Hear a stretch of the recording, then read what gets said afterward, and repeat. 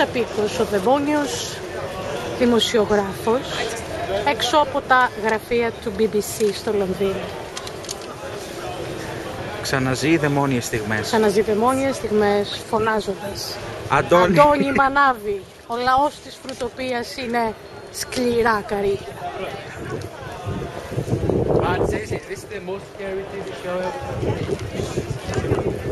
Turkey have been an immense inspiration to all of us across the world who are fighting against austerity. We know that what's happening in Greece at the moment is not a sign of the strength of the Samaras government, it's a sign of the weakness of the Samaras government. A government which, jumping to the dictates of the European Union, the Troika, the bankers, is determined to take the desperate measure of sacking 2,700 people. We say, sack Samaras, not the ERT workers. We say, stand with those who are occupying and refusing to bow down to the demands of new democracy. What is going on now is not just about ERT, it is about democracy, and it is about the right to freedom of speech. It's about the rights of people to be able to stand up and to fight against austerity. The same government which in the last 5 months has brutally suppressed 3 strikes through the mechanism of harsh, brutal laws, is trying again to extinguish democratic rights in Greece. And we stand with those people, just as we stand with those fighting in Taksim Square. It's a small world now, where all of us are involved in the same trench, in the same struggle. And I urge everyone here tonight to also be part of the resistance in Britain, to come to the People's Assembly on Saturday the 22nd of June in Westminster Central Hall, just down the road from here, to bring your contribution to those who are discussing how to fight back in Greece, in Turkey, in Britain, across Europe and across the world. Solidarity with those who are fighting back. Let's unify our struggles against austerity. Thank you.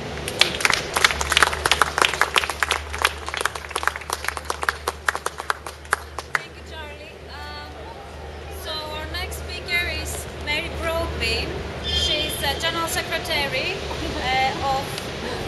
she's sending a message from the General Secretary from the National Union of Journalists, and she's the chair of the Central London branch. Yeah. Hi everybody, once again, I met you all on Wednesday outside the embassy, and it's fantastic to see so many people here tonight. I gave the message there, but I'll give it again. The NUJ is totally 100 in support of those people fighting back against what happened to the ERT in Greece. And Michelle Stanistreet, our General Secretary, has sent the message that the shocking announcement on Tuesday of 2,700 job cuts and the closure of the public broadcaster ERT has been thoroughly condemned. But the immediate response to the occupation has been inspiring to us. The breakdown of the public media in Greece is a barbaric act that has been inflicted on journalists as part of an increasingly vicious austerity programme. We are not prepared to pay for the economic crisis we did not create. The decision of the state to close down ERT must be reversed. It is an appalling attack on the media and on Greek democracy. And one thing I'd like to say of the relevance of us standing outside here at the BBC. Why? The fact of the matter is public services are hugely under attack in Britain. Perhaps not as drastically as has been shown in Greece, but the BBC workers, the first thing that Cameron did when he got into power in league with Rupert Murdoch was to freeze the licence fee. Now what did this mean? It meant there were cuts in staff, cuts in programme, cuts in quality. And what they were trying to do was to then run down the BBC and hand over broadcasting to Rupert Murdoch and his money-making friends.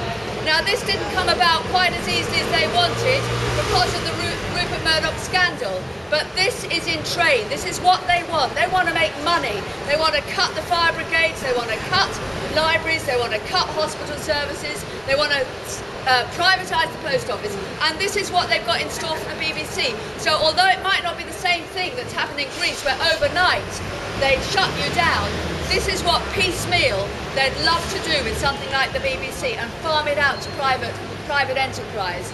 And today was the first day of the strike ballot that went to NUJ workers inside the BBC. Now, I'm an NUJ member for the newspaper industry.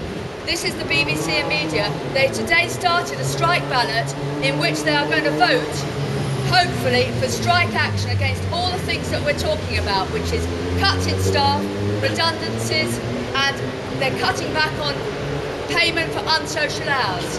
Now, and they're trying to make a two-tier staff. They're trying to make different rates of pay for people who start now. So they want to play one group of workers against the other. It's happening now. The ballot has started today. This is a good reason why we're outside the BBC, because we're suffering the same attacks. We want to defend our public services just as you do, and therefore the huge amount of solidarity for what you're doing, and let's hope that we win, both in the BBC and in Greece. Woo!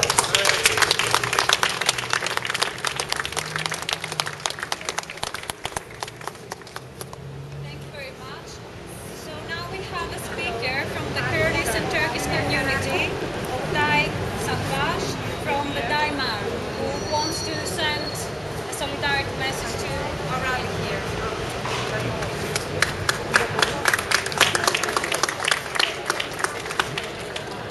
Well, dear friends, comrades, brothers and sisters, it gives me a great pleasure to bring you the solidarity thoughts of the Turkish and Kurdish communities who live in North London.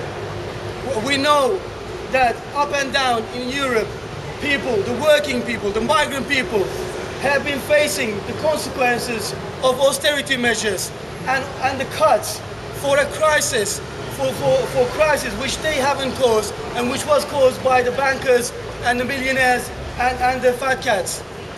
We know that just like every other European country, people of Greece have suffered the consequence of these cuts. They probably have suffered more of these cuts because of the governments they had. They had governments which wanted to meet the needs and the demands of not these people, but the needs and the demands of the European Union. And we have learned over the past year or so that, and we have been inspired by some of the struggles and some of the work that the Greek people have done to resist these cuts and to fight against these cuts and fight against the austerity measures which was dictated on them.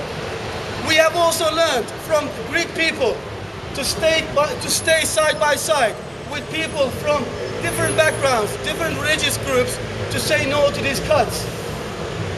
And friends, it's important that what we've done in Greece and what's happening in Greece is spread and it builds. And we are seeing how this is building in places like Turkey. I'm sure you guys have all been watching the news lately, and I'm sure you guys have all been seeing the resistance of the people of Turkey against its government and against the Prime Minister, Mr. Erdogan. But what we have to do is very important that we build on this fight, and it's important that we build on this fight by working together with communities, with trade unions, with socialists, and with the people in England. So we work with the trade unions in the UK.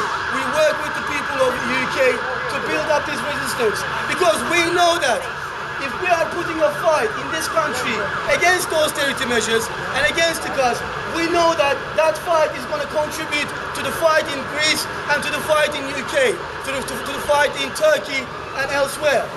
So what we need to do is we need to build on that. So in this sense, what I want to do is I want to invite the people here, the Greek people here, to the demo which will be organized for what's happening in Turkey at Manor House tomorrow at 5 p.m. And I think what we need to do,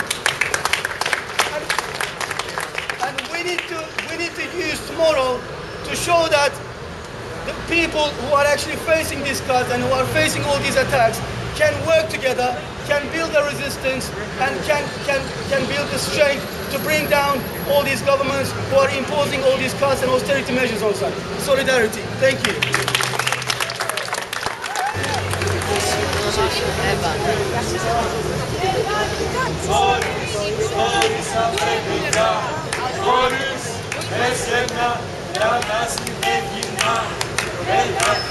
Boris,